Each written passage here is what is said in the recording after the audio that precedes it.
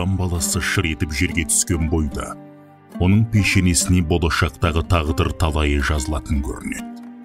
Жазмыштан озмыш жоқ дегендей, әр адам сол өлшеулі ғұмырын кешеді. Адам өмірге келген уақытша қонақ дегенді де бұрынғы өткен бабалар айтып кеткен.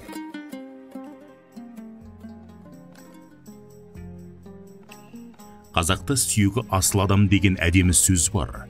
Сондай сүйегі асылдардың бірі Есентемір руының Көн бөлімінен тараған Бағытұлы Балташ 1941 жылдың мамырында зұлмат соғыс басталар кезде Гурьев облысы Махамбет ауданы Чкалов ауылында дүние жарығын көрген. Сұм соғыстың салдарынан әке мейірімін көрмей өскен. Көзін ашса, көргені ғазиз анасы Қайша ғана болды. Әкесі Бағыттың майдан даласында 1942-1944 жылдарда болып келгенше Қайша анасының көз қуанышы, жұбанышы болды. Жан жары жанында болмаса да, зұлмат жылдары асылана қайраттанып, белді бекем буып алып тұла бойы тұңғышы Зылиха мен кішкентай Балташты асыл адам етіп тәрбиелеуге бел шеше кірісті. Күндегі тірліктері қайталанып, бір сыдырғы бұйығы балалық шағы байқатпай өтіп жатты. Әкесі Бағыт соғыстан аман есен оралған соң, өзінен кейін 3 бауыры Мақсот, Ғалым, Мұрат артынан ерді.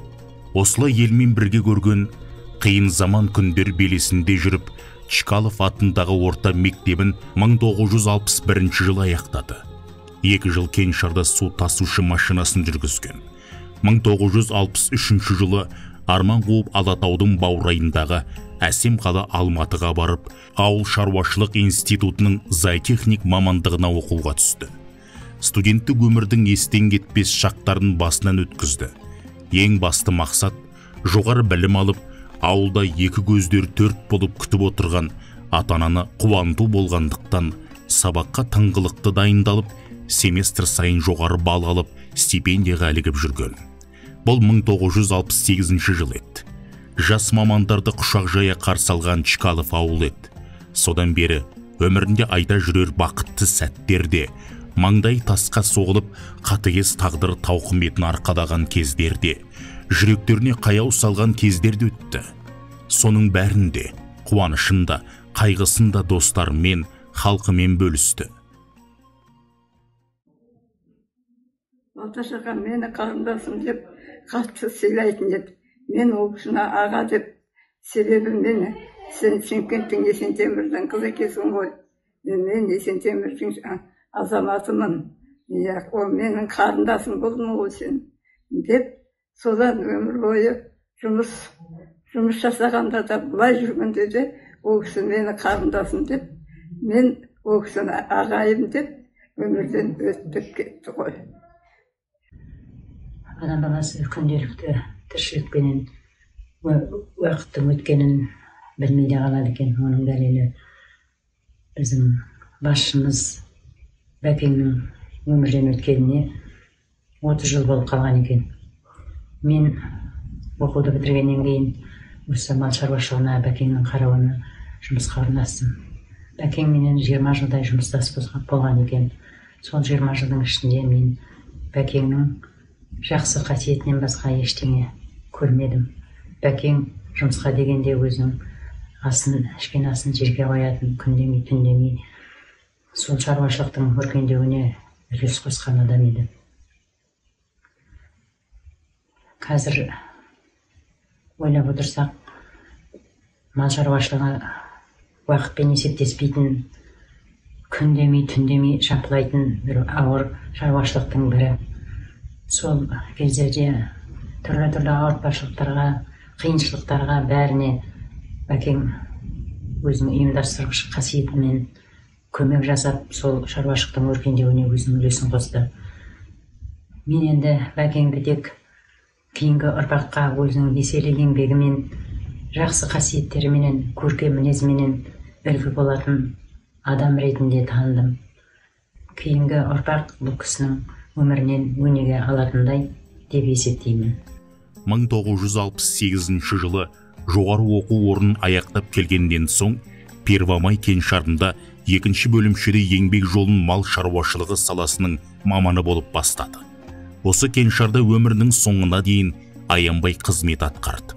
Әр жылдарда комплекс меңгерушісі, бас зоотехник, кейін бригадир болып қызмет атқарды.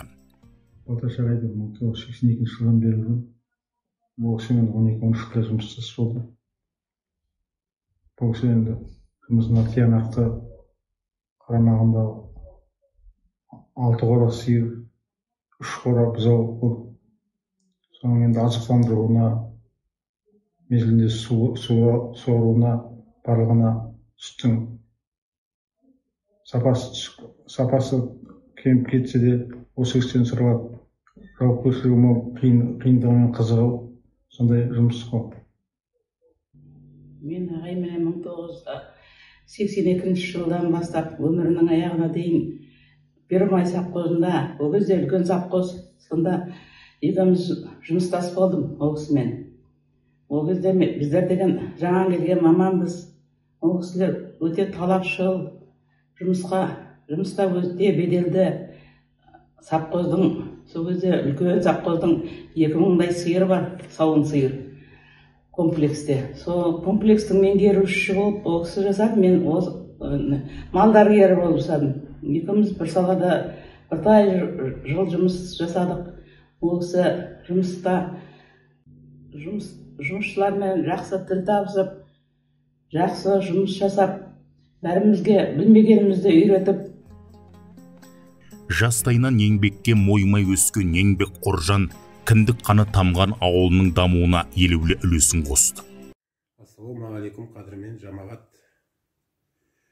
Біз Балташ ағамыздың көрші болғанымызға 33 жылдың төңірегі болған екен. Сол 92 жылдың қаңтар айында осы Бәкеңнің үйінің қасына көшіп келдік, көрші болып. Сол жылдары мен қорада жұмыс жасадым, малшы болып, 90 жылдан бастап. Мал шаруашылығында, малшылық жұмысында болдым. Бәкең сол жылдары қорада басшы болды, бізге басшымыз болды біздің. Ол кісі бізге ақылын айтып, тәрбиесін беріп, жұмысты адал еңбек етуге үйретті. Өзі де адал, таза жұмыс жасаған жақсы көретін кісі болды. Солай есімізде қалып, Бәкең бізге. Одан осы Бәкеңнің үйінің қасына көрші болып, 92 жылы көрші болып келдік. Үй аралас, мал қоралас дегендей араласқан көрші болдық. Біріміздің малымызды біріне қарап дегендей көмектесіп, ол кісілер үлкендігіменен бізге ақыл айтып, біз бала болып ақылын тыңдап жүрдік. Сол жылдары 94 жылы үй салдым шарбағымнан, сатып алған жерімнің шарбағынан үй салдық, үй көтердік. Қызылтастан, совхоздан Қызылтас түсіріп, сол кездері Бәкең ауырып жүрді. Күздің айы, сентябрь айларының шамасы деймін осы. Сонда ол кісі ауырғанына қарамай, мен мына үйдің бұрышын қалап жатыр едім өзім қаладым үйді, балдармен көмектесіп, көршілер. Сол Бәкең келіп, тас алып берді, 4-5 тасын алып беріп, өз белі ауырып жүргенде де. Мынау енді мен қолымнан келгені осы, бір бұрышымда қалағандай болайын деп. Солай есте қалды ол кісі бізде. Осы күнге дейін соны айтып жүрем. Көненің көзі ғой, енді үлкен кісілер, ретін білетін кісілер. Ауырып жүрсе де келіп, тасын қаласып кетті. Ал енді Бәкеңнің жатқан жері жайлы топырақ, торқа, иман жолдас болсын. Балдары дүденің өткеніне 30 жыл толуына орай ас беріп жатыр екен. Берген астары қабыл болсын. Қалған ағайын тума, отбасы, бала шағалары аман болсын дегім келеді. 1970 жылы Мажит қызы Сәулемен отау құрып, дүниеге Бесұла келді. Кенжесі Ердостың ғұмыры тым қысқа болып, бөбек кезінде қайтыс боп кетеді. Өнегелі отбасында тәрбиеленген балалары білім алып, атана үмітін ақтады. Бағытылы Балташтың расында да сүйегі асыл, болмысы бөлік жан еді.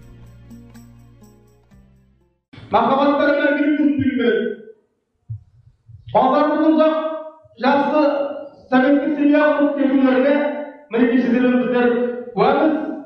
Османдар Орысбекті Ақтайып деп үлкен сенім артамын. Қайран уақыт, зымыраған күндер, зымыраған жылдар. Жан ағамыз Мәкеңнің бақилық болғанына да 30 жыл толып қалып жатыр. Біздер ата-анамыздан апамыз және 4 жыл болып дүниеге келіппіз. Ата-анамыздың апамыздың алдында да 2-3 ағаларымыз болып ерте шетінеген екен. Сол себепті қазақта мынау бала тұрмағанда келесі сәбиінің кіндігін балтамен шабады деген қағида бар. Сол бойынша ырым жасап ата-анамыз ағамыздың кіндігін балтамен кескен екен. Ағамыз жанұяның көптен күткен ұлы болғасын болар, ерекше болып өсті. Ағайын туманың жанұяның мақтанышы болып, ол өзінің ақ көңілділігіменен, ақ жарқын мінезіменен, үлкенді сыйлап, кішіні қамқорлай білетін жақсы қасиеттеріменен біздің есімізде қалып.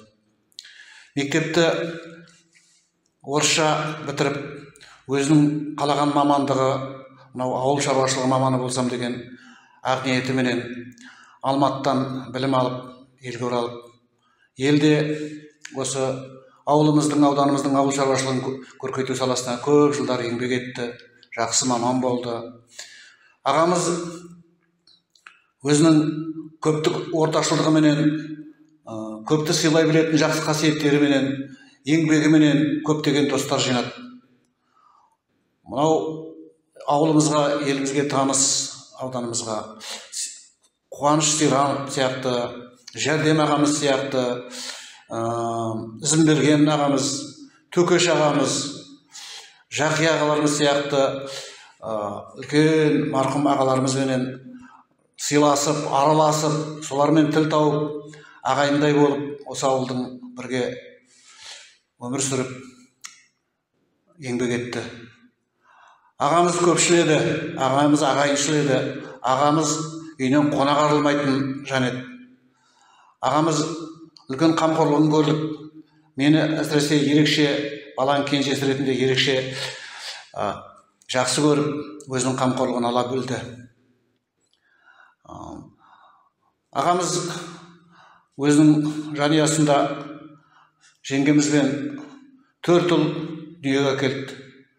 4 ұлы қазір Құдайға шүкір 4 жанұя болып отыр.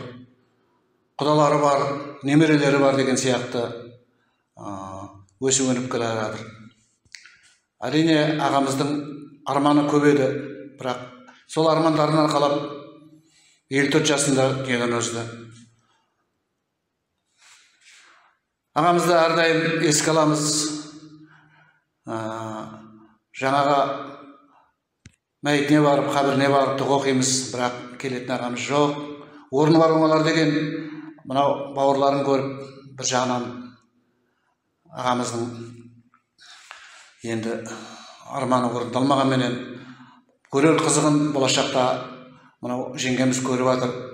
Сәкен апама, жеңгемізге ағамыздың көре алмай жатқан қызығын көре береміз, немере жиендер сүйіңіз деп айтамыз. Балдарға ақылды болыңыздар, азамат болыңыздар, әкелердің жақсы қасиеттері дарысын деген тілек айтамыз. Баршаңызға рахмет айтамыз. Ағамыздың жатқан жері жарық, топырағы торқа, иманы жолдас болғай дедіңіз. Ол 1995 жылы 54 жасында. Тым ерте өмірден өтті. Тұла бойы тұңғыштары Өміржаннан басқа балаларының үйленіп, үй болғанын да көре алмады. Бір немересінің маңдайынан иіскеу пешенесіне жазылмаған екен.